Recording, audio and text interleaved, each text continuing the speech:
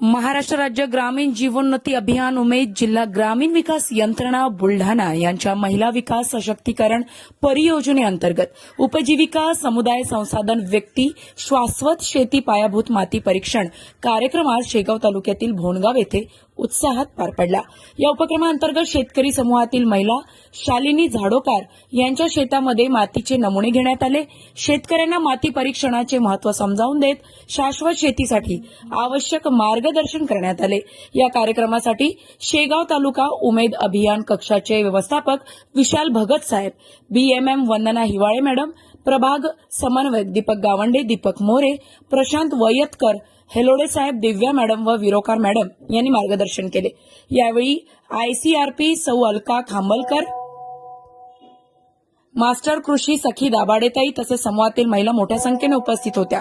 उपस्थित महिलांनी शेतामध्ये प्रत्यक्ष जाऊन मातीचे नमुने घेण्याची प्रक्रिया जाणून घेतली।